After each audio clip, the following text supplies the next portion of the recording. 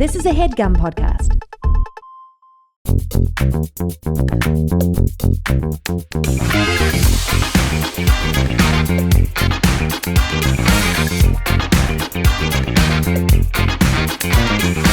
Hello and welcome to Perfect Person, the show where I'm perfect and you're, of course, a person. Recently, I've been wishing that I had that rain boots, but I don't.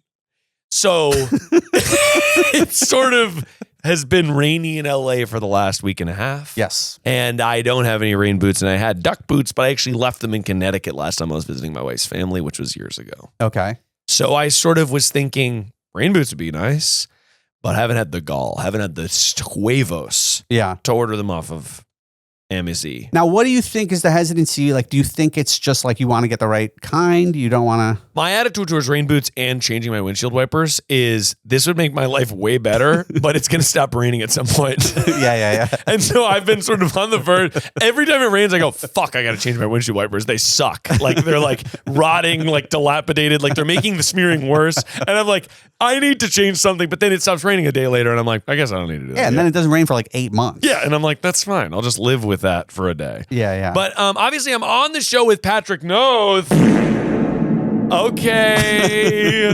Patrick Noth, of course, you know from online, from the UCB sort of stratosphere, and of course, for the new film, Microbudget, baby. That's right. Yeah, That's Microbudget. right. Microbudget will be out in March of 2026. And it's a little indie film that I co-wrote and I'm the lead in, and it's really funny. I'm so excited for people to see it. I'm psyched to watch it. Yeah. I feel that it's a star-studded cast, and it also is like the exact thing that probably every one of our friends has done, which is make a micro-budget movie and think it's going to be big. Yes, for sure.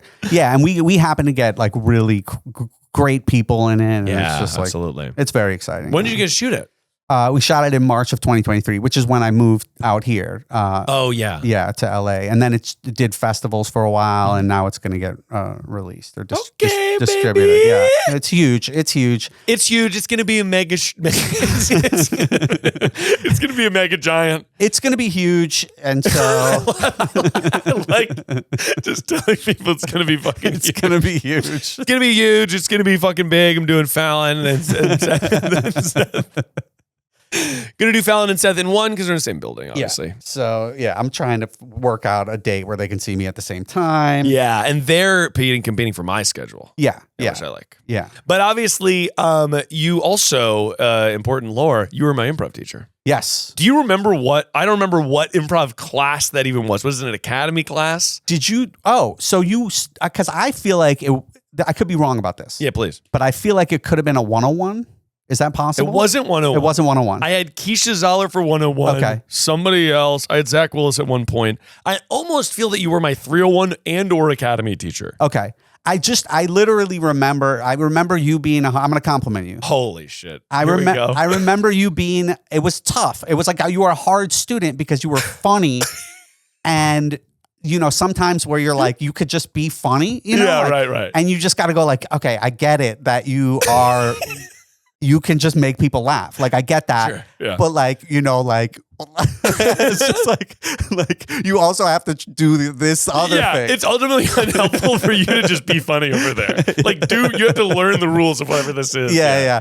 But That's fair. it puts you in a weird spot as a teacher when people come in and they're just funny up top and you're like, but like you're like still trying to like teach the fundamentals of improv or whatever. Yeah, sure. But I just remember giving you that note and be like, look, I get it. You're funny.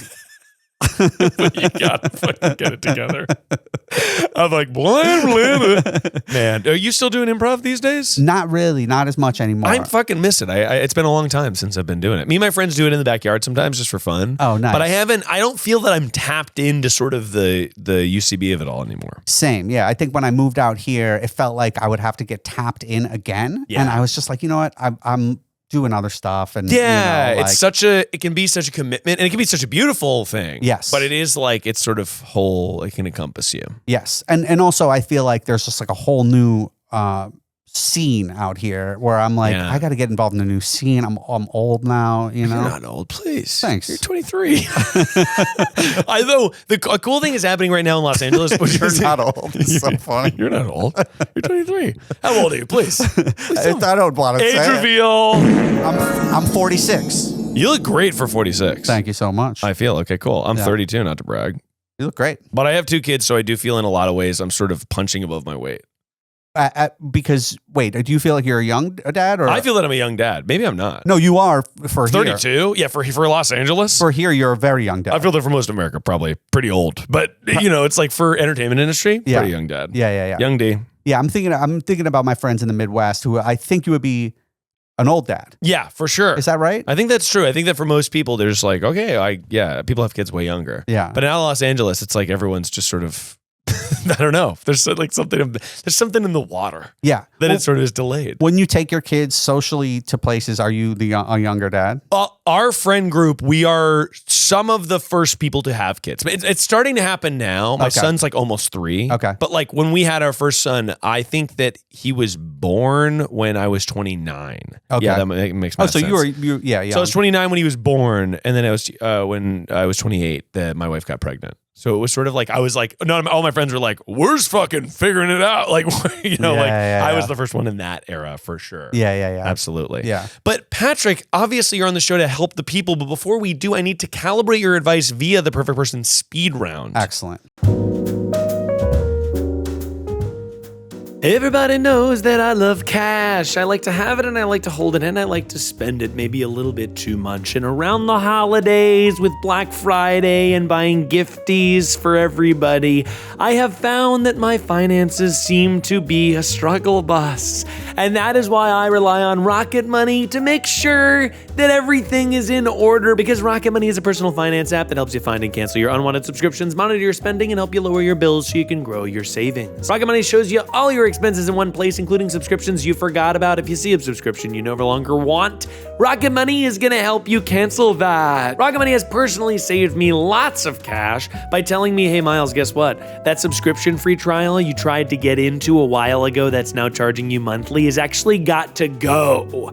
And Rocket Money even helps me cancel those for me, saving me time and saving me cash. Rocket Money shows you all your expenses in one place, including subscriptions you forgot about. If you see a subscription you no longer want, Rocket Money's gonna help you cancel that. Rocket Money has saved users over $2.5 billion, including over $30 million in canceled subscriptions alone. Their 10 million members save up to $740 a year when they use all the app's premium features. So, cancel your unwanted subscriptions and reach your financial goals faster with Rocket Money. Go to rocketmoney.com/perfectperson. That's rocketmoney.com/perfectperson. rocketmoney.com/perfectperson.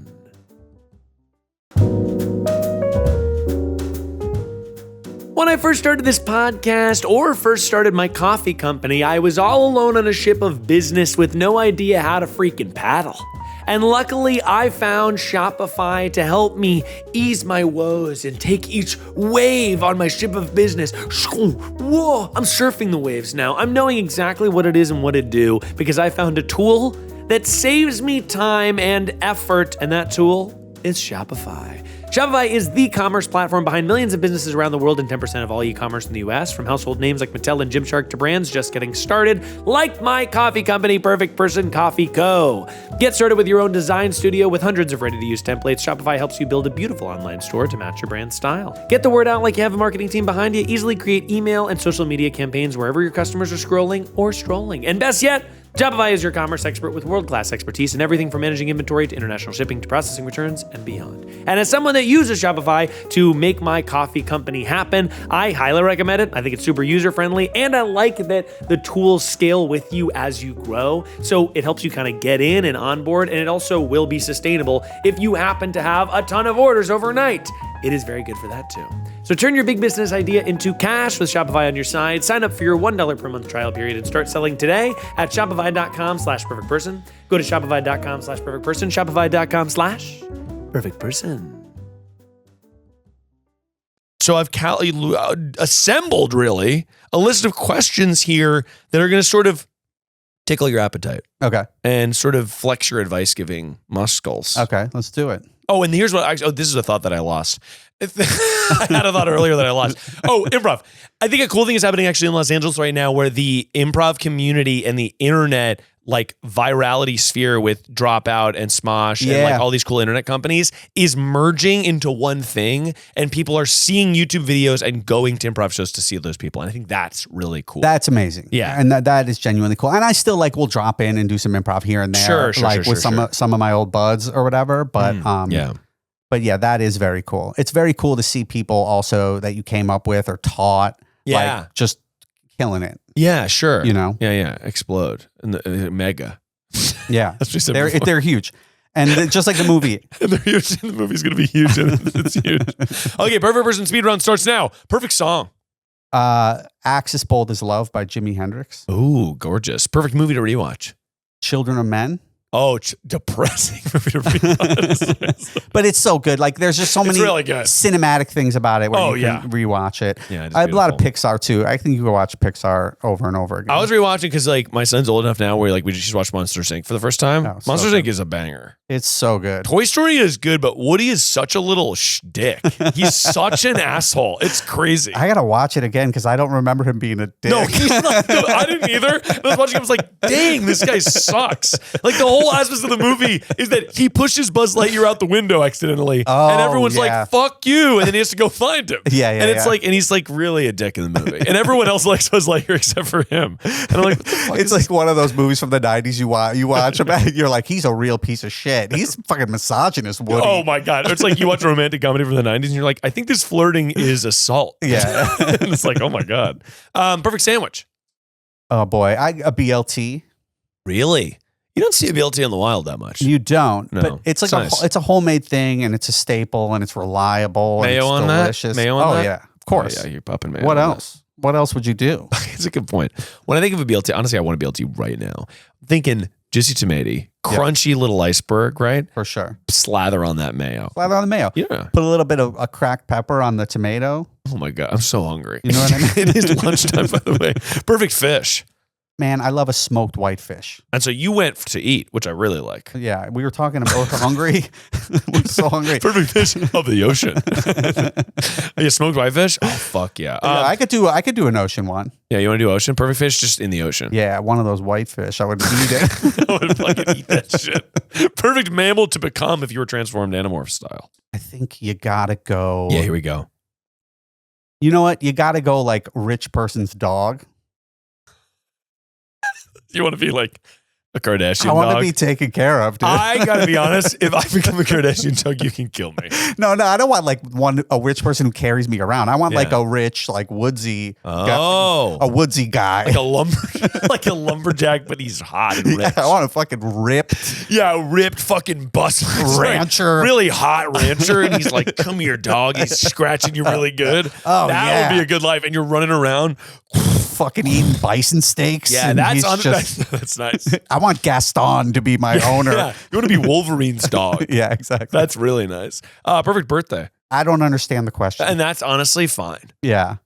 In my mind, I thought it was like, what's like the day? What does the day look like for your perfect birthday? You wake up. How does that day? How does that? You wanted a date or a number? 13. Perfect birthday. Like wake up. It makes sense. Honestly, it's more my issue. I think with the perfect birthday. I think you know what I kind of want to hang out with my wife. I kind of want to hang out. Very nice. I kind of want to hang out with my wife. I kind of want to go to a restaurant. Maybe go watch a movie in the theater. Oh, movie in the theater. When you go out to a restaurant and you're hanging there, what's like when you go to a restaurant with your wife? Tell me about that. What are you guys talking about at the table there? You know, what comes up? We just joke around in a way that's really nice. You know, that's very sweet. We're very silly with each other. That's good. We kind of like, you know, like first of all, we always get like really nice servers, and we're just like also when they leave, we're just like, I love her. Oh, I love, oh my God. Making a connection with the server? Yeah. And they bring you out a little cake? Yeah. Yeah. That's my favorite. Are we getting dessert? Well, I don't. How do you feel? Do you want them to know it's your birthday when you go to the restaurant? I want them. I want everyone and their mom to know. I want to get to the point in therapy where I want them to know. You don't want them to know? Dude, I'm bad. You're hiding it? You're hiding it? I'm bad with birthday, but I'm like trying to get, I know it's an issue. Do you know what I mean? Do you not like being sung happy birthday? It's the whole thing. The whole thing is hard. What does it just feel like you're on the spot? No, I just don't. I don't know. I feel like, my wife. It's like, my wife has this story about when she was a kid, and it was just like not wanting to be like recognized for something, and and she ended this thing where she was like winning an award, and she I very identify with this moment in her life where she like walked on stage to get the award, but she like yawned as she did it because she just didn't want the attention.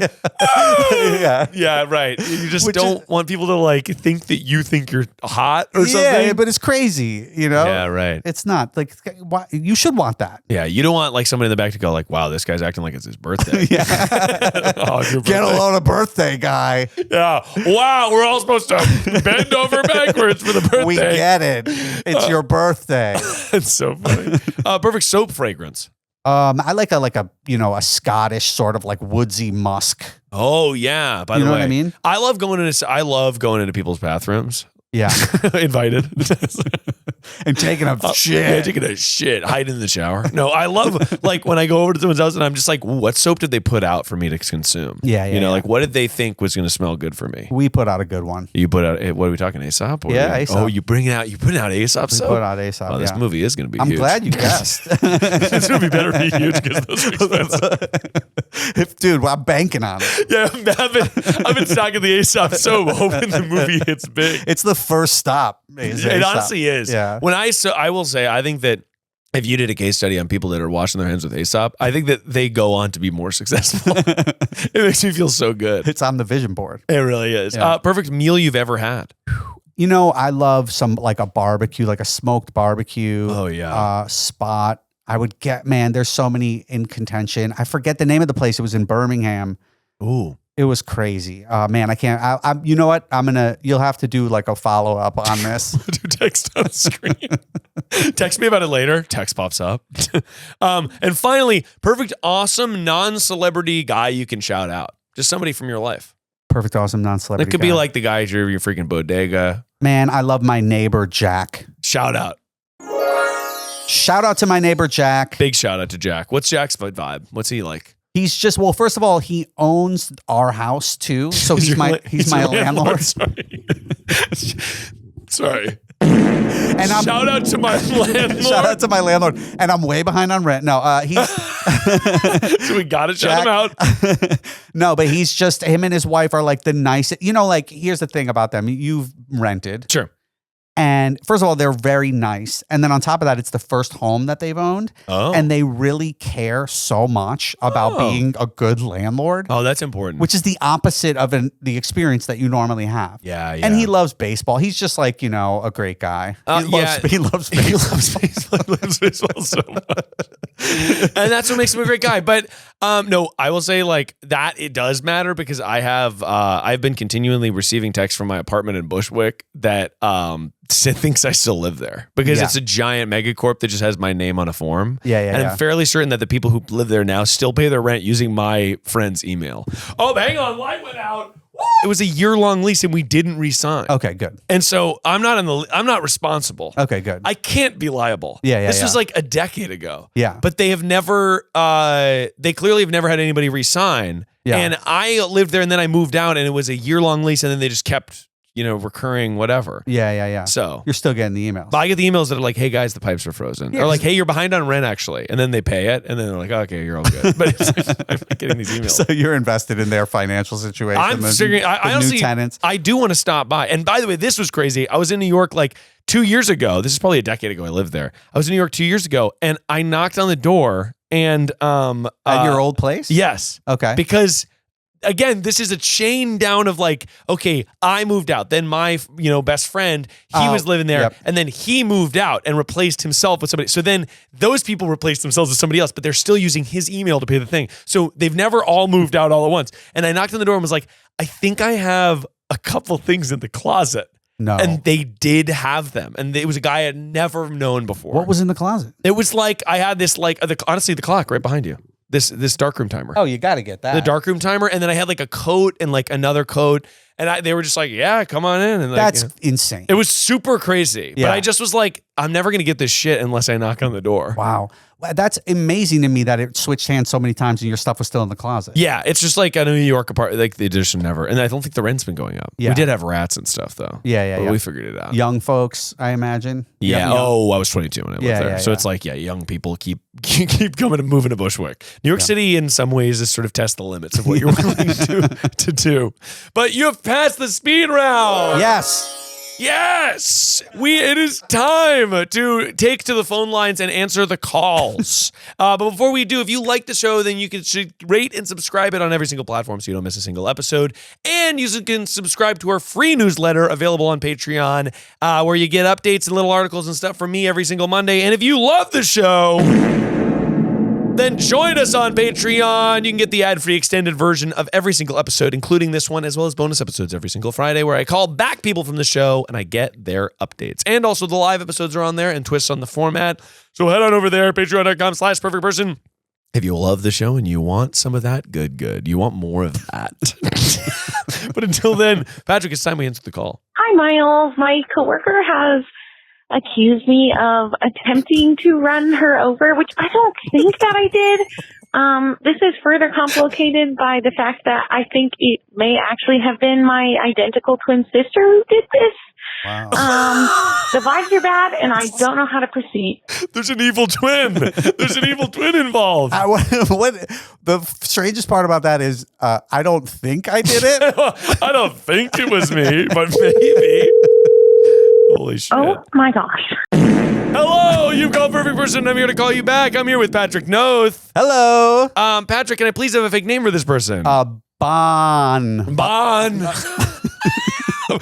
Were you going to finish the end of the word? You were looking around the room for something that finished it. Bon. Hello, Bon. Hello, Bon. How are you? I'm good. I'm walking out of my office right now. Oh, yes, because your coworker might hear. She was walking so hard she hung up the phone. But don't worry, we'll call her back. I'm walking out of my office. Maybe she fell. She had that speaker and the coworker was walking by. Yeah. Hello, did I hang up on you? You hung up on me, but that's okay. We are back, Bon. Hello, Bon. Hello, Bon, I presume. Bon, what type of job do you have? Okay, so I work at a residential facility for minors who are suffering from either suicidal ideation or addiction. Oh, wow. That's super important work. That's amazing. But your coworker accused you of trying to run her down? Yeah, unfortunately. Which I don't think I did. Okay, but so maybe. What did she say? What did she say?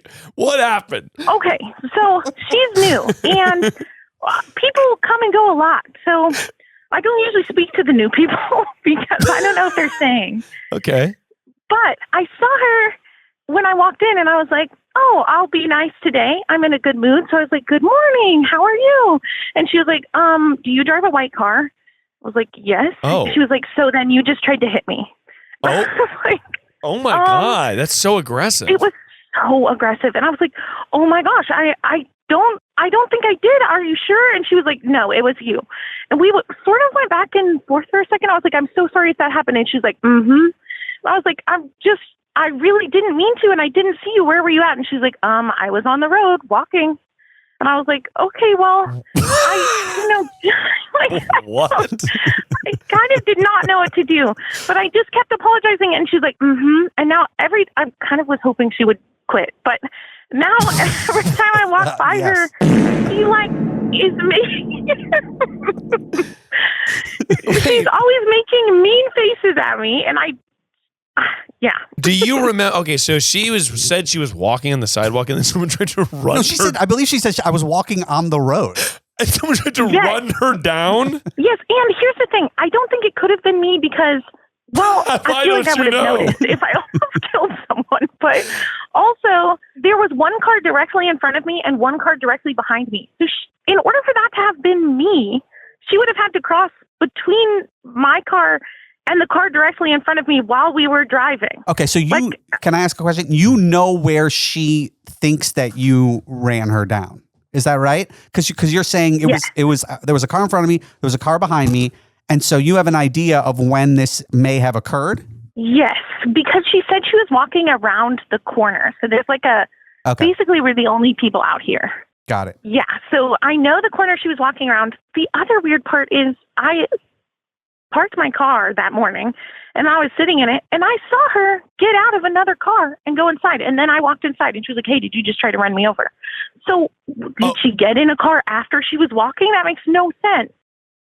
Oh, wait, that's super weird that she parked and then got out. Do you interact with, like, you didn't have any more follow-up questions? By the way, also, I think that you may have shot yourself in the foot by being like, yeah, I'm sorry I did that. Like you apologized, but you don't think you did it.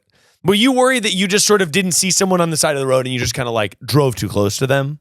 I don't think it happened, but she was getting out of another car. Like somebody dropped her off. So I don't know, maybe she almost got hit and then somebody was like, I'm so sorry. Do you want to get in my car for the last 50 feet of this walk?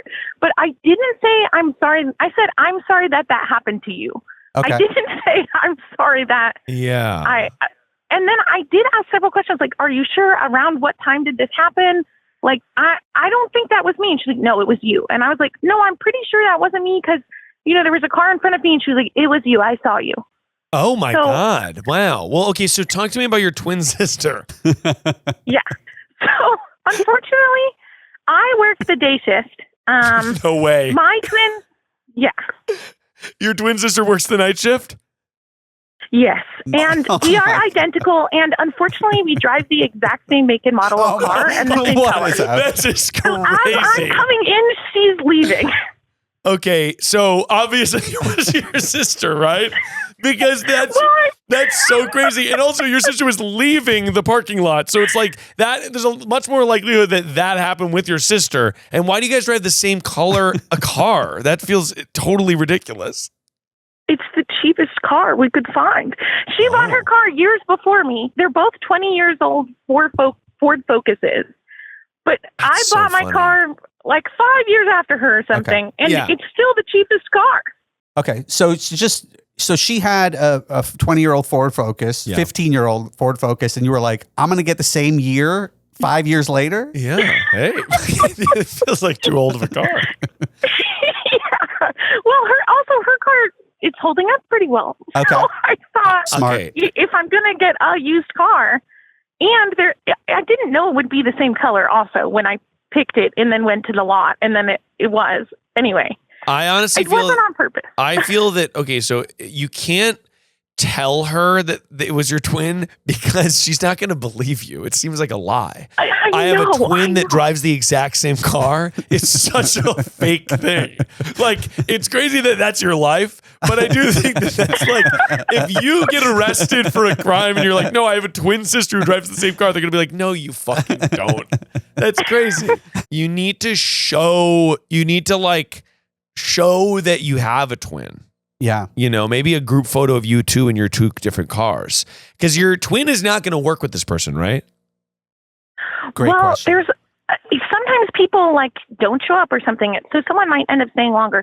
So there's a possibility they're running to each other. I don't think that will help me. Is there a way that you guys can blame it on, let's say you blame it on the twin. Yeah. And then each of you, when you interact with this person, pretend that you're the other one.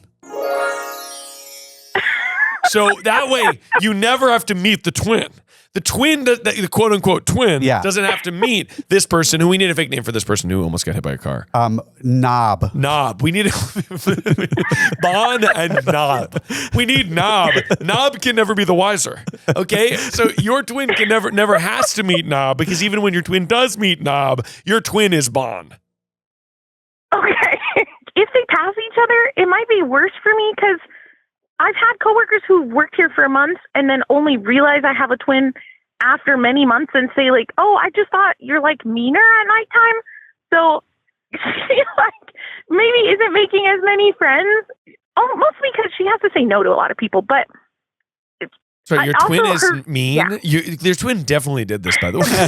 You're like, I have a mean twin that everyone is friends with nobody. She has the same car as me. She works at the same place, and she's running people down in the parking lot.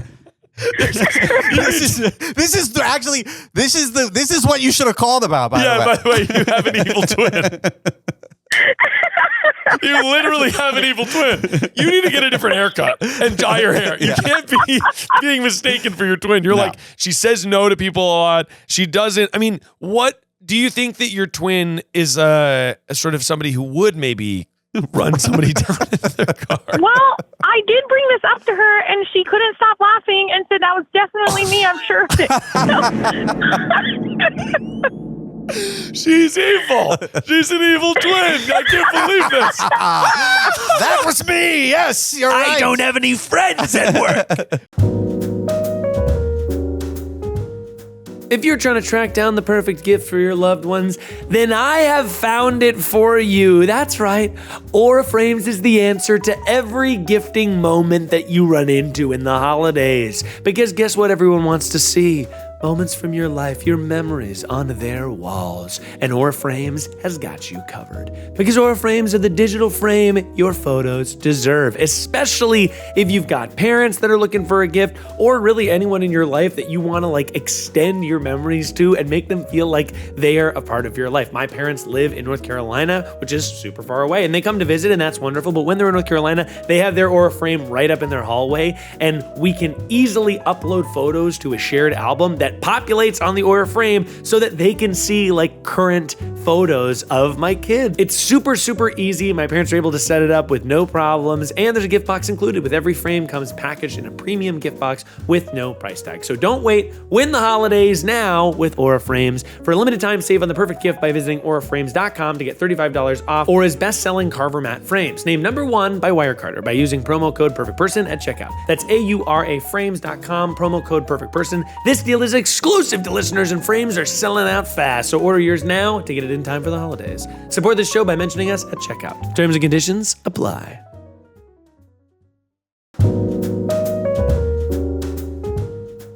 This episode is presented by the Planned Parenthood Federation of America, and I'm here to give you some advice that you didn't tune in for. Okay, your body's your own, and you deserve to make your own decisions about it, including when and where you get sexual and reproductive care. That's why Planned Parenthood is here every day to make sure you have the information and resources you need to make these decisions for yourself. Whether you need STI testing and treatment, birth control, gender-affirming care, abortion, sex education, or another sexual and reproductive health service, Planned Parenthood is there for you. When I was a young person, just sort of figuring out my own situation, I utilized Planned Parenthood as a public health resource, and I found them to be extremely helpful.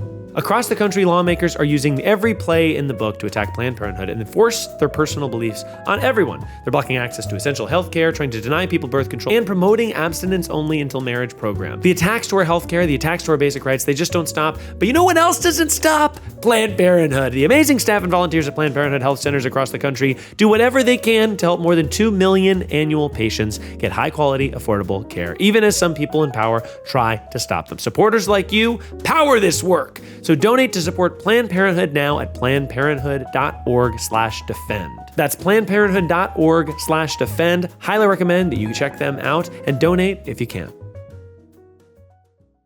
This is crazy.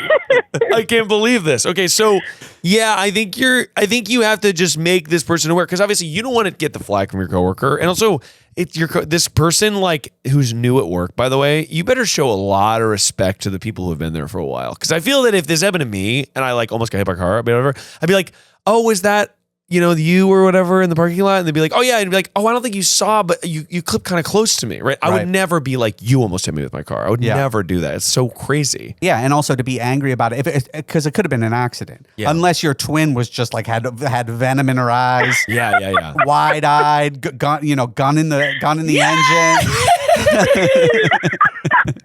I will say, okay, I'm going to share a story from my own life. All right, so I was coming to a friend's thing at my friend's house, who is my friend Kendall. Like, there's an event at her house, whatever. And I had my son with me in the back seat.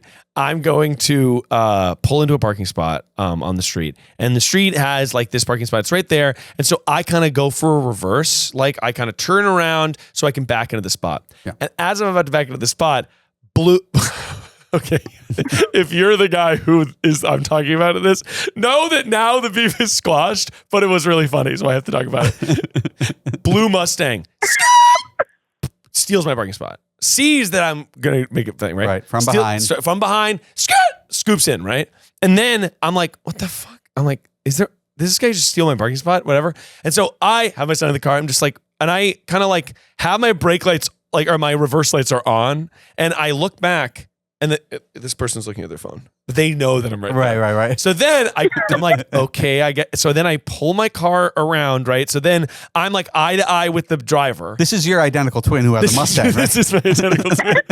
Eye to eye with the driver, and I am looking at the driver, just to be like, give them the benefit of the doubt, to be like, hey, I was gonna park there, right? Yeah. And like I have a kid in the back too, and I'm like waving, and this person looking down at their phone. Foolish move by them, because I find a parking spot. I go into the party. This is 12 of some of my best friends, new addition to the group. Oh. And immediately he goes up to me and goes, "Were you going for that parking spot?" He had to address it. By the way, this is like my closest friends in the world, and this guy. Right? Yeah. So I was like, "Yep," and he was just like, "Yeah." And then he just turned. I never saw him at the party. He was just in corners trying to avoid me, whatever. And then 2 parties later, he came up and was like, "Hey, man, really sorry about the party." But it was just he had to just come and be like, "I'm really sorry. Right. I don't know. I just didn't think that I would be in this situation, and really nice guy." But it just is sometimes you just got to come clean.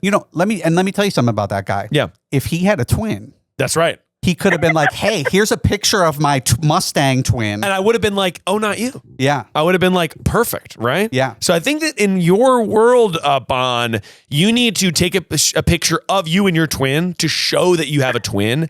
And I think you got to pin it on the twin and just go, "Hey, I know my twin's a little grumpy. And I do think that unfortunately she maybe didn't see you, but it wasn't me. I know this is crazy, but I want you and I to have a nice relationship at work. Here's a picture." It's going to seem photoshopped. Okay, but is it weird to go up to her and be like, it was somebody else? If the animosity is lingering enough to make you uncomfortable, then absolutely do it. I would certainly do this. Scapegoat the twin, throw the twin under the bus. And by the way, I think you're missing a lot of opportunities to throw this twin under the bus. You have an evil twin. You need to blame your evil twin for this all the time. For everything. Everything. Sorry. That wasn't me. It was, whoever fucked up these charts or whatever. That wasn't me. Yeah. But Bon, thank you so much for calling. Best of luck with Knob out there, and best of luck with your evil twin. And I would love to get an update from you when you have it. So please text the text line. Okay, thank you so much. Thank you both. Bye. Bye-bye. Thank you, Bon. Bye. Extraordinary. That was amazing. To have a fucking evil twin is out of control. The details about the twin just got crazier and crazier. Yeah, she's mean. She doesn't have any friends. Everyone at work is like, "You were mean to me." Yeah, I thought it was her. Yeah. Oh my God, that's so good. Jesus. All right, well, we got to take another call. Miles, I technically have several buttholes right now. What could it possibly mean? The best way I can explain it. And I need your help with my partners calling them new names. We need to name them. There's so many names for them now. I need help. What? Wait, what? What could this possibly mean? She has new buttholes, and the problem is the problem is that her partner's calling them new names. That's the problem. The problem is not the buttholes. Yeah. I'm so curious about what this could possibly mean. I am too. And also, we got to lock and load, but you're the name guy. Okay. So, because obviously you get 2 great names on the first one. So Hello. Butthole police. We are here. It is a perfect person. You called in, and I'm here with Patrick Noth. Hello. Oh my God! There's no fucking way! We are happy to help. We are here to help you. And can I please have a fake name for this person, Patrick? Tasty. Tasty. Really good name. Tasty. How's it going? I am okay. As okay as I'm gonna be. Hell yeah, Tasty. Now, Tasty, why don't you tell me about why you have more than one butthole? Okay, so long story short, I had what was called a pilonidal cyst on my tailbone. Okay. I'm sorry, I'm shaking. Oh, that's very sweet. No, you're doing wonderful. We're here to help you. Don't be nervous. So long story short, I had a pilonidal cyst on my tailbone. It ripped open. Oh. I think they determined it was about like a 5 millimeter long rip in the cyst. I just had surgery for it back on Friday. Yeah, okay, cool. So how I figured out about the rip, because it's at my butthole, is I am married to 2 partners. I have 2 lovely husbands. Oh, great. Your 2 husbands have been naming your 2 new buttholes. Yeah. So I was doing stuff with the one husband, and he turns to me and he goes, "Hey, there's like a rip."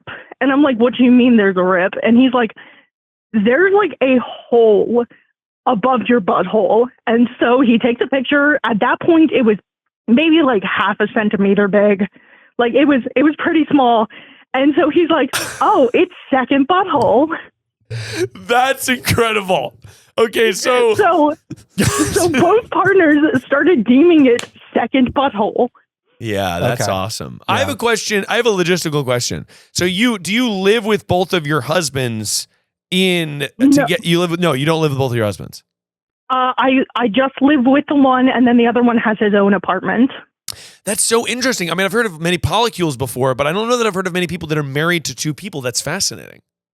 Yeah, so the one I am legally married to, I've been legally married to him for 7 years. He's actually right next to me. Hi. Is he hello? Is he in the house or is he in the apartment? The 7 years. Yeah. Oh, the 7 years is in the house with me. Got it. Okay, cool. Yeah. Hey, babe, do you want to say hi to Miles? Hello, Miles. Hi, how's it going? We're just here to sort of investigate your wife's second butthole. But we hear that there's some new names for the second butthole, and I'm curious about what you have deemed the second butthole's name. Was it you that started it, or was it was? Okay, so it was my other partner. That's awesome. So, so what was the name that? Well, I have to bleep the name. But what was the other husband number 2's name for the second butthole? It was the second butthole. That's what he named it. Okay. Oh, okay, gotcha. So, and then I told my first husband right next to me about it, and he's like, "Yeah, so that's going to be second butthole now." I feel that, by the way, you're living in a life of abundance. 2 husbands, 2 buttholes. Yeah. Amazing. So there has been jokes about sex with second butthole from both of them. But anyways, so it. Sorry. Do you need advice? What do you need advice on? Yeah. Because this is awesome. The whole thing sounds great. The whole thing sounds awesome, honestly. I feel that you've sort of hit the jackpot.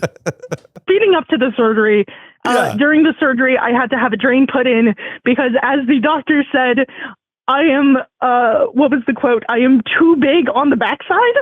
Oh my. Okay, sure. Now, was there ever a point where you thought to maybe have a one has been. Oh, sorry. Continue. No, I was just going to say, was there ever a point that you maybe had an opportunity to explain to the doctor, "Hey, look, I got 2 husbands. Yeah, mine's. Anyway, we can make this a permanent second butthole." Yeah, maybe we can sort of give one to each. We can each. No, the doctor was like an older white man that like he wouldn't even get it. asked to like pray over me in surgery. Yeah. And I was like, no, thank you, friend. Sorry. The doctor praying over your second butthole surgery. Wait, is that something the doctor offered? He said, you know what? I sometimes do a little bonus where I do a prayer. Sorry. Yes, like literally.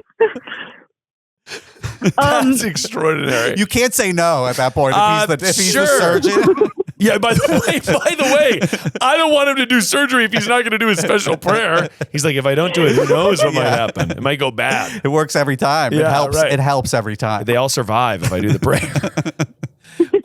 So, yeah, what do you need advice on? After the surgery, I had a drain put in that left a mark, and then that was dubbed the auxiliary butthole. Okay. Auxiliary. Because it wasn't like in line, so it was put to the side. So they're like, okay, it's like that. And then the sutures actually just recently ripped. And they're like, no. So my partners, my husbands both joked like, okay, that's butthole 1.5 because now it was 2 and now they're have a 1.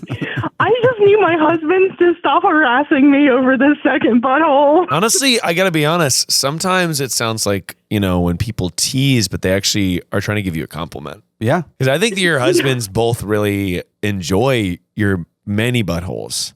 It seems. From what it seems, it feels that it's appreciation, not appropriation about your buttholes. Absolutely. They're getting a kick out of it. You guys are having a good time with it. And you enjoy the chatter about your many buttholes for now. Yes. I mean, I'm currently healing from surgery and it is kind of painful, but oh my gosh, absolutely. Yeah. I feel that honestly what you need to do is draw a second butthole on one or both of your husbands. That's right. Fair enough, because it's fair. Or have them draw one on each other. Exactly. I feel that there needs to be some sort of like you draw a little asterisk on them somewhere. Or you just go, hey, listen, guys, you keep this up. I'm gonna suture up the regular butthole. Oh my God. Keep this up. I'm gonna I'll take away one butthole. I'm taking away two buttholes. Away both buttholes. I'm taking away both buttholes now. If you keep this up. Really, you have all the chips. What? I mean, this is fascinating, by the way. Like, the world is such a magical place. Yeah, I never heard of this, and now we know about it. Exactly. Now we know about it. We can use that knowledge to sort of fuel our own lives. Well, thank you so much for calling in. What was it, Sweetie? What was your name? Tasty. After thank you so much. I am such a huge fan of the show. I missed out on the tour dates, but I'm really hoping that I can go to one of your tours if you have another one. Absolutely. Honestly, I hope you can too. And if once you're there, please tell me, hey, by the way, I'm the one who had the 2 buttholes. I will. Thank you so much. I'll know exactly what you meant. Thank you so much for calling in. I appreciate it. And hey, give my love to both of your husbands and both of your buttholes. I will. Thank you. Bye. I mean, wow. That was wild. That is incredible. Yeah, it was really cool how light she was about the whole thing. Yeah, she was because she's recovering from surgery, but she's very up and chipper. Because I couldn't tell if she didn't want them to do it or if she was just kind of like, this is a fun thing that's happening. It seemed like she sort of just thought it was fun and she's like, she's trying to celebrate it. Yeah. I had a moment recently where I was thinking about like, what if a friend hit, honestly, this is funny. We just had the previous call about the hit me with the car. I was like, what if a friend hit me with their car accidentally? Would I be like cool about it? Yeah. I guess it completely depends on the circumstances, but I think as long as it didn't seem like a malice, really malice or really dumb. Yeah. Right. I mean, you can't help being really dumb if you do something really dumb, but I also would feel like, damn, like, it would be hard not to be mad at that. Yeah, like they're avoiding a squirrel and they they fucking hit you.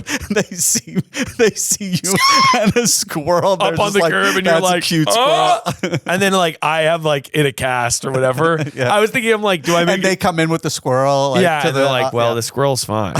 Like, would I be like, all right, like it's how cool would you be? I probably would try to be cool, but it would depend. It depends. It depends on the circumstance. I think I would be cool for the most part. Yeah. If I felt that they had malice for me in other ways, I wouldn't be cool. No. Because even if it was an accident, I'd be like, well, Yeah. 2 birds with one car. Yeah. Let's take another call. Hi, Miles. I pissed in a bottle, and that got on the director of a show I was on, and as a result, it has made a sort of domino effect that over the last 6 months has caused my life to collapse. I know I'm in Australia, but I guarantee my conundrum is worth the international call fee. Thank you. I mean, pissing in a bottle and it getting on a director is so good. It's so interesting. It sounds like his life collapsed. It does sound like maybe we can get it. Call is being routed by Google. I'll accept the cost charges. of this call is 1 cent per minute. I'll take it. Okay. That's pretty affordable, actually. And it's also, we're doing a service. And we're doing a service. Yeah. But I feel that we can get this person back on their feet. Yeah, definitely. It might be the middle of the night. The holidays are almost here, and if you still have names on your list, do not panic. Uncommon Goods makes holiday shopping stress-free and joyful with thousands of one-of-a-kind gifts you can't find anywhere else. You'll discover presents that feel meaningful and personal, never rushed or last minute. I absolutely am always looking for fantastic gifts for my friends and family, and I also find that I don't really want to get them something that everyone else has. I want to find something unique that feels specific to them. Uncommon Goods has so many fantastic gifts that are exactly like this. When you shop at Uncommon Goods, you're supporting artists and small independent businesses. Every purchase is a chance to choose something remarkable and feel good about where your money goes. And I just got the Cozy Cottage book stand and lamp, which is like this adorable little cottage thing that you put a book on top of and it lights up. So many of the gifts on Uncommon Goods are like very charming. I think that's the best adjective to describe them. They're just like things that would make a place feel warm or cozy or inviting. And I highly recommend that you guys check them out because they have so many gifts that would work for someone in your life. Uncommon Goods has something for everyone from moms and dads to kids and teens, from book lovers to sports fans to foodies, mixologists, and gardeners. You'll find unforgettable gifts that are anything but ordinary. And with every purchase you make at Uncommon Goods, they give back $1 to a nonprofit partner of your choice. They've donated more than $3.1 million to date. So don't wait, make this holiday the year you give something truly unforgettable. To get 15% off your next gift, go to uncommongoods.com/perfectperson. That's uncommongoods.com/perfectperson for 15% off. Don't miss out on this limited time offer. Uncommon Goods, we're all out of the ordinary. Today's episode is brought to you by Alma. Throughout my life, I have used therapy to get out of mental health ruts, to process grief I was going through, and just to check in with my mental health and see how I was doing. Because sometimes in isolation, it can feel so overwhelming, but having someone to talk to that you really trust is incredibly important. And there is no easier way to access therapy than through Alma. Alma makes it easy to find a therapist. Alma has a diverse nationwide network of over 20,000 therapists. The directory helps people find therapists that take their insurance and meet their specific needs with filters like gender, race, therapeutic approach, and more. People who use Alma to find a therapist who accepts their insurance save an average of 80% on the cost of sessions. And therapy can be super cost prohibitive, so it's great that a lot of the Alma therapists do take insurance. They also have this fantastic tool, which is these 15-minute test sessions where you get to sit with the therapist that you're thinking about booking an appointment with and see if you have a connection. 99% of Alma therapists accept insurance, making it easy to get affordable care. And 80% of Alma clients with elevated symptoms of depression or anxiety see improvements within 6 months. Every provider on Alma is vetted and licensed, and therapists average 6 years of experience, and 1 in 5 have over a decade in practice. Better with people, better with Alma. Visit helloalma.com/perfect to get started today and schedule a free consultation. That's helloalma.com/perfect. That's an international calling sound. Hello? Hello! Hello! We are calling from Perfect Person. I'm here with Patrick Noth. Hello, sir. Hello. Hi! How's it going? We are... It is going amazing. Wonderful. I need 1 second. I need 1 second. No problem. Take your time. We'll be right here. I like that. We would play that sound effect on tour. I like that. We'd be like, but luckily we're in America. We love that. Do an international call. This is the whole music. Makes me feel great. It's like... You're like, yeah, we do love it here.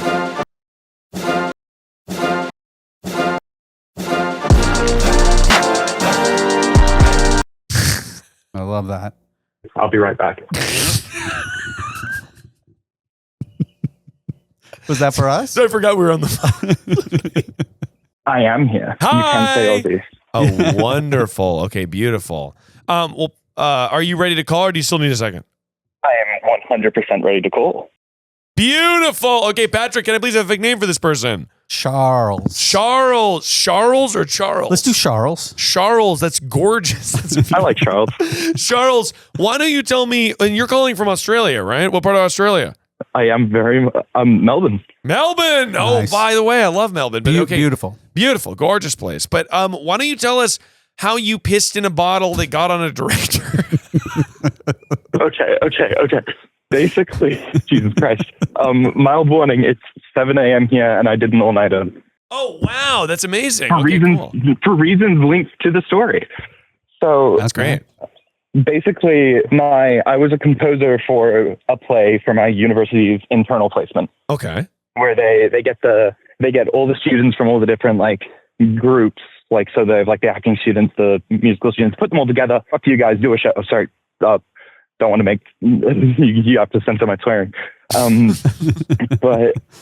I'm not supposed to be operating. Thank God, I pee a lot. It is a medical thing. Yeah. I am all medical pee. On an average day, I am peeing about 30 times. Sorry. Sorry. I hit the wrong sound effect. I hit the, I presume I had a fart there. Yeah.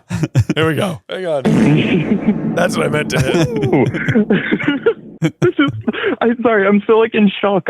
You're my favorite podcast. You've gotten me through everything. That's so nice. This is wild. I watched the documentary. I watched it 3 times. I did a watch party, and every time I watched it, I cried. Oh, that's so sweet. I really appreciate that. Yeah. So this is just a moment. Also, yeah, all nighter. So got the sounds of magpies around me. So because I pee a lot, my university knows he's not going to be able to operate the shows. Oh, interesting. Okay. I have a second year who does the operating. He manages the cues. He plays with the faders. Nice. And also, yeah, my accent's a bit funny. I was born in America. My parents are Aussie, so we moved back here. Oh, nice. Okay, so you'll hear some words come out American and then. Oh, hey, some of them are American. So we'll decide which ones. Yeah, we'll decide which words sort of deem as American. So, you pull me out every single time. I love when people do that. So you normally don't compose for the shows. You have a second year do that. But I'm guessing that there was sort of a wrinkle, and you had to. Yes, the wrinkle was the second year's appendix. Okay. Oh man. It decided to give up on the world, and he was in the hospital. So I had to operate the show. Within the first 10 minutes, I'm like, I am going to piss. How? Got it. So you have to operate the show, and within 10 minutes, you're like, I obviously have to go. Yeah. Yeah, and I turned to the lighting tech who was right next to me. She is so lovely. She is down for any bit. And I'm like, I need to pee. And she's like, I cannot do your job. And I was like, yes, of course. And then she just slowly slides a bottle to the desk. Okay. She's and I was like, wait, I genuinely will. And she's like, if you will, if you're okay too, I'm looking this way. And I was like, awesome. Okay. Great. So somebody else's idea. Yeah, you didn't pitch that you were going to piss in the bottle, right? Someone else is saying that you're going to do that. I would never. Yeah, of course. I would never pitch to piss in a bottle. Pitch to piss in a pitcher, maybe. Wider rim, Sure. So you pee in the bottle. So the bottle's not the issue because it's just the narrowness of the bottle. Yeah, you feel that the bottle is a little tight for you. You feel that it should have been a bigger. Yeah, you know what I mean. We've all been for sure, of course. Sure, yeah. we've all got big honkers. Yeah. I got a picture right now with me. With me, I keep it on me. So for the long recording sessions, you gotta. Exactly. Eventually, as you could probably expect may happen, the bottle gets knocked over, the seal wasn't sealed, and it drips a little bit. Ooh. This is post-show. It's while we're doing the cleanup. Now we're talking about that. Is it sitting on the light board or anything like that? Is it on the is it on the mixer? Post-piss, it is on the floor under the desk. Now we're on a balcony that is above where they get changed for quick changes and stuff. Ooh, this is like a Dave Matthews Band situation. Show. Final show. Oh my God. Wow. It was the final show, closing night. So the director was doing a little talk to a couple people, and she just feels a little drip. Ooh. It wasn't a lot. It was just this little drip. Mild context, this director is the worst person I've ever met in my entire life. Oh no, she's a villain. She is a villain. She deserved it. No, but nobody deserved that. I tried to piss on her. She was just not the greatest person. The second I realized that my bottle was swollen, I picked it up. I was like, oh my God, that's horrible. She, from down there, looks up and goes, hey, sorry, something just spilled on me. Oh my God. And I was like, and I panicked and I was like, yeah, sorry, that was my drink. Perfect. Great. Apparently, great cover. I didn't see what she was wearing. Apparently, she was wearing a very nice jacket. What color? I did not see the jacket. I just heard this from a couple of the cast members who were relaying to me afterwards that she was really angry because apparently the thing that spilt on her smelt a little. Sure. Yeah, I was pissed. Yeah. I like to believe I'm a hydrated fellow, but we can only do so much. I bet it smelled. It was literally maybe the most smelly thing ever. It was piss. So yeah, I can see how that would smell. Yeah, that tracks. Yeah, she's like, "What the hell is it? Oh my God, it smells like piss." Yeah. So now, I obviously have to come down off the balcony. She turns and goes, hey, what spilt on me? I said, oh, that was my tea. I had tea. I didn't drink it. I dropped the bottle fell over. You're doing great. You're doing great so far. Something that has strong smells. This is exactly what I would have said. Yes. Yeah, you would have said my tea smells nasty because it's nasty tea. Yeah. Yeah. Yeah, we all drink the nasty tea. Yeah. Your whole show is basically just, spilling nasty tea. Exactly. And I would say you spilled nasty tea as well. Yeah. Well, piss on your director. Yeah. So I then think, cool, end of the story. And I have the bottle inside my bag. So I go and I empty it out in the toilet. And it was just a plastic bottle. So I then throw it out in a recycling bin. And I think that's that. Yeah. Yeah, So, of course. You're done. Yeah, I'm done. That was 6 months ago. Okay. I then, because I'm going to tell this story to a couple people. Even backstage theater kids are still theater kids. Yeah. I tell a couple people, oh my God, I basically pissed on the director. Fuck. Oh no. And by the way, my first question actually was going to be, was the lighting girl, the lighting director, did she rat? Because she's the only one who knew you pissed. Yeah, but she did not rat. She has vowed since this happened, because it happened 6 months ago. Yeah. Now, right. did you She tell? has vowed that she's kept her mouth shut. Wow. But you told other people. You told other people. And were these other people sort of actors who were gunning for roles? Oh, yeah. No. I was smart about it. I help out with my high school. I go back, I stage manage for them. Yeah. Okay. And I told one of the sound guys that's there, and he told the director of that show, he's just a math teacher. It's a public school. They take anybody. And then, yeah. Yeah. Oof. The math teacher is the director from the other show's brother-in-law. I didn't know that. Oh no. My God. Oh, and so your brother-in-law said, hey, you were pissed on 6 months ago. Not even 6 months. That was 3 months ago. Okay, wow. Halfway point. I do have to say, she's gone to my university and said, this was an intentional act. The university so quickly was like, what? No, because she was horrible to everybody there that they thought she was lying. They still called me in for a meeting to be like, hey, she's saying that you peed on her or something. And I was like, no, not true. I swear it was a desperate times, desperate measures, pissed in a bottle. And I told them everything. Yeah, that's good. Because you didn't piss on her. Let's just get that out there. Yeah, if I'm a detective and I'm on the case, I'm asking the lighting girl. I'm going to go, did you pass the bottle over? Yeah, this is third degree. She's weeping. She's going, I didn't mean to. You passed the bottle over, didn't you? You encouraged him to piss on her. Okay, I will say, lighting girl was going through enough. She accidentally turned the soundboard off on the second show. Oh no! So she's not in a place to talk about you. And she shows up to work covered in piss every day. She's covered in piss. You bit it on her. She's really the piss. Well, between the two of us, she had the bottle. She passed over. Oh my God! It was an empty bottle. I don't know what it was doing there. She knew what she had to do. Yeah. Right. That's right. And she was kind of like an ally, and she helped. She helped, I think. So it seems like, by the way, so this woman finds out, she goes to the school, which, by the way, to think that somebody intentionally pissed on you is like, you have to be such a piece of shit. You have to be pretty full of yourself. In the headspace where you're like, they pissed on me on purpose. That you think you're that horrible. Yeah, you think very low of yourself. This must have been an intentional. Yeah. Well, you clearly peed on me because I am horrible. Yeah. After this happens, I am so like freaked out from everything because I'm like, I am a horrible person. No. 3 months ago, I peed in a bottle. It smelled. Oh, fuck. And people do not like her in the Melbourne theater scene. Yeah. Because of her personality. She's generally quite intense, tactless human. She smells like piss, too. Always. Yeah. I did no damage, frankly. She's always telling. She got the reputation primarily because she smells like piss. Yeah, people don't like her in the Melbourne theater scene because she smells like piss. People loved her before this. Yeah, she was nice, kind director, but she smells like piss now. Got it. So people don't like her, and typically, and this had other repercussions in your life. Yeah, because she went and spoke to several people.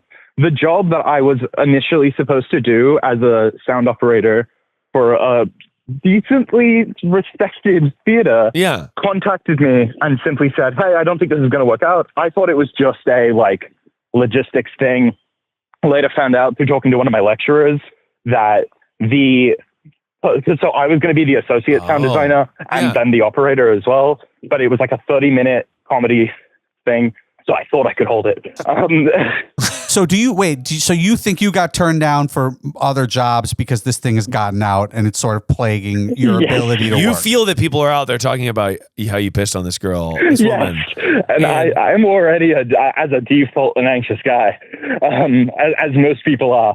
And honestly, okay, so this is fascinating to me because it does feel like it's like a nasty rumor that you now have to dispel. And by the way, it's not a rumor, it did happen. Yeah. But you didn't pee on her. The purpose, the intent was not there. No. I think that, by the way, the intent was to maintain the show.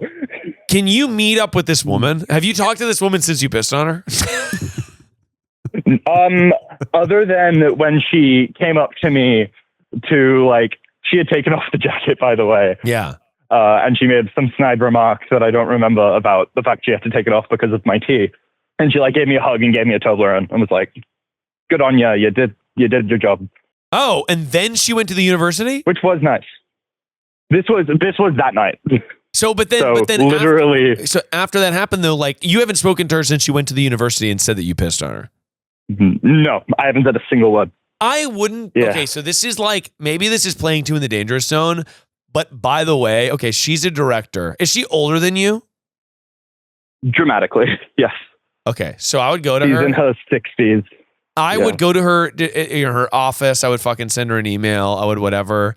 And I would say to her, "Hi," like, honestly, I would try to do it in person because then there's not a paper trail. Yeah. But I would tell her, "Hi, I'm so sorry for the misunderstanding. I have a medical condition that means that I can't do this."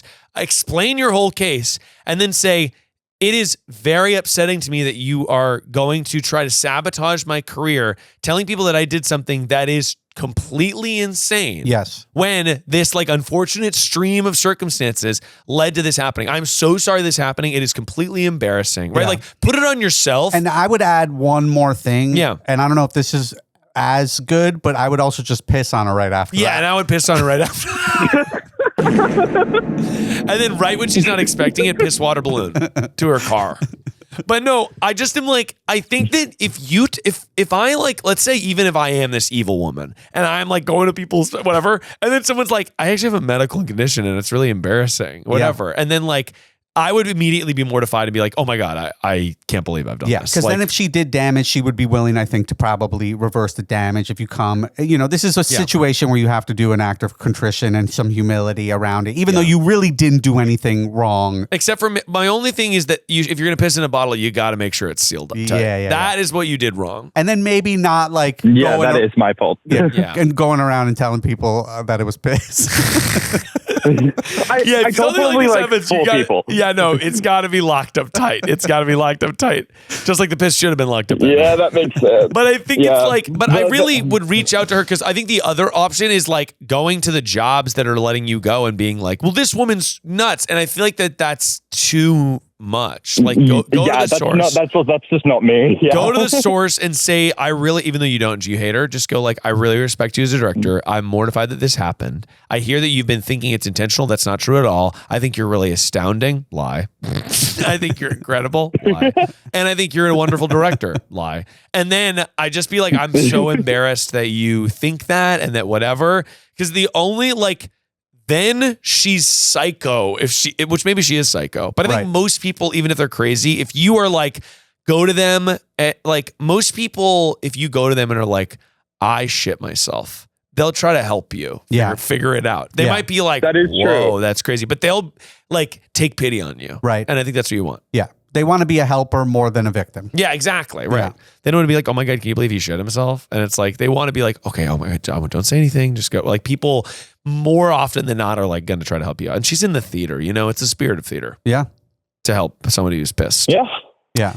So, Patrick, any additional advice? Yeah, just say every good production, someone gets pissed on. You know what I mean? Like, and that's true. And that's just true. That's something that she needs to know, and as a seasoned director. That's from the last 5 years to Cats. Yeah, and Cats, everybody's pissed. Oh, forget it. Yeah, the first original version of it. Yeah, yeah. I think I've only had to piss in a bottle one time on a road trip, and I feel it was pretty hazardous. Yeah, it's hard. It's tough. It's tougher than they make it seem. Yeah, and you fill it up. Yeah, and it's filling up, and you get nervous. So good on you for that. Yeah, because I feel that you sort of nailed it in that regard. Yeah, and you didn't miss a cue. By the way, amazing. I did not miss any cues. No, I was feel proud of that part. That almost says that you should put that on your resume. I pissed live mid cue. First thing on the resume. It's the first thing on the resume. Yeah, and I didn't miss a single cue, and the show is flawless. Yeah. So. But yeah, I would reach out. Currently the show itself is second on my resume, so I'll bump it. I'll add that. Bump it, add that, and reach out to this insane woman. And if that doesn't work, piss on her car. But thank you so much for calling us. I really appreciate it. I hope you have a wonderful day. Thank you so much for calling back. I love you so much. Oh, we love you too. And best of luck out there in Aussie. Yes, I'm enjoying it more or less. Wonderful. All right, bye. Thank you for calling. Thank you so much. Bye. Bye. Bye-bye. Wow. What a saga. What a saga. Yeah, that was wild. I mean, to piss on a director is crazy. It's crazy. And to have it be an accident and for her to find out and then try to ruin your career is even more crazy. Yeah. I mean, he's pretty solid on the fact that she's spreading this around. Well, if you get let go of a job and then they're like, it's just not going to work out. Yeah. Like, I guess. They don't give a reason. Yeah. Then that feels a little, if she's like known in the community. Yeah. You know what I mean? Then I might be like, I mean, by the way, if I was hiring someone and then like somebody that I knew was like, hey, just so you know, I was working on something and they pissed in a bottle and then trickled it on me, I'd be like, yeah, we're not going to hire that guy. I think I'm all set. I also, it's fascinating to me that she took off the jacket, made a snide remark about the fact that he pissed on her, and then gave her him a Toblerone and a hug. Yeah, that's really surprising. But she didn't know it was piss. Oh, at the time. Yeah. She found out it was piss later and then said it was intentional piss. Yeah. She really thinks she's a piece of shit. She knows she's a piece of shit. Yeah, she thinks people hate her so much that they're pissing on her. Yeah. That's crazy. Yeah, that's wild. Well, Patrick, we have one final segment. It's a segment we like to call Get Real. All right. Oh, this is a segment where we force a genuine moment in an effort to learn more about each other and ourselves. But obviously, we find ourselves at the end of the show. Thank you so much for being here. Thanks for having me. It's been great. Yeah. And, as we sort of let the music waft over us, what's something in your life that you are working through or working towards, or something that you feel that like personally you've been up against? Miles, I am, as an older man, finally learning how to feel my feelings. Really? In a real way. Yeah. And it took me I didn't cry for a very long time. Really? Yeah. Same. My brother died when I was 17, and I've only cried like once or twice since. Yeah. It took a while to sort of like get that back. And what I notice is that when I'm feeling my feelings, which is a healthy thing to do, I can often be hard on myself about it. Mm-hmm. And I'm really trying not to be hard on myself for just having natural, normal human emotions. because that's the healthy way to process things. Totally. Yeah. What is that? How does that, like, if you're being hard on yourself, is that you're not feeling enough? Is that the thing that you're sniping yourself about? No, I think when I have an inclination to be sad about something, I'm like a lot of negative self-talk comes up around that. And it's like, no, dude, it's cool. You can be sad about this thing. It's sad, you know? Yeah. And I think that happens. I think oftentimes maybe men, we only kind of can get angry. Mm-hmm. And I think it's like, you know, a process to like allow yourself to feel feelings and then also be cool about the fact that you're like a full human being. Yeah, absolutely. I feel that I am when I get stressed out or like I feel like I'm having a problem, I'm very almost like I can be toxically positive where I'm just like, yeah, whatever. Everything's fine. Like, don't complain. Don't think about it. Don't just like, the world's a hard place. Like, just move on. Yes. And sometimes that undermines my ability to just like, to let myself feel, anxiety or let myself feel sad about something. Yeah. Because I'm just like, well, it could be so much harder. Yeah. And it's almost not helpful. It's not helpful for me to do that. No, it's just like pushing it, kicking it down the road a little bit. Yeah, right. Exactly. Yeah. I'm sorry about your brother, man. Oh, yeah. I appreciate that. That's really a very difficult, hard thing to deal with. And, I'm sorry to hear that. Yeah, I appreciate that. I mean, it's one of those things where it's like, I didn't,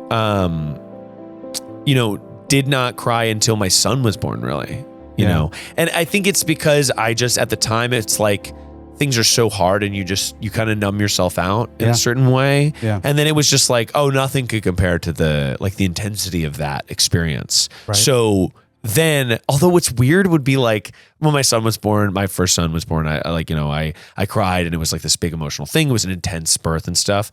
But the only other times I would like well up tears and stuff would be when I was watching when I would watch like Grey's Anatomy. Yeah. Because like the shows are so emotionally manipulative. Yeah. And the music's like swelling and it's like, or like there's something about television. Or like I remember another moment I remember is like not crying for like years and years, watching Lost again, and then just like big reveals.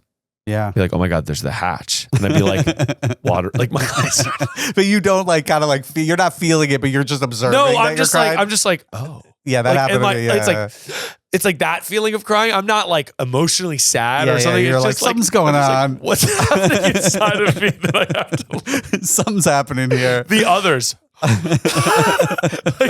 It's just like the music and all of it, like or like great pieces of art will do it too. Like if I watched a play or something, but it wouldn't be and I still don't. I almost wish I could have like a big cry. Same. And I just can't. I've had a couple and it's good. It regulates your nervous system. It's like I see that and I wish for it. I yearn for it, but I haven't been there. But Patrick, thank you so much for doing this. This is the end of the show. Oh, this was fantastic, man. I'm a huge fan of the show. It was a delight to do it. Thank you, man. And where can people check out Microbudget? Microbudget will be on Blu-ray in 2026. It'll be on airplanes. It'll be hell yeah, bitch. Yeah, it'll be Let's go. Video on demand in March. It'll be in theaters in New York and LA. I think sooner than that. I want to say like in the next few months. Yeah. So on airplanes is so fucking sick. I know. I'm somehow most excited about that. No, I feel is so amazing. Yeah, that's insane. Yeah, it's really fun. And then follow me on like Instagram, Patrick Noth with a 0, and TikTok, same deal. Hell yeah, baby. Check out Patrick everywhere. And if you've got a problem you're not quite sure how to solve, just remember that no matter where you are, who you are, perfection is only a call away.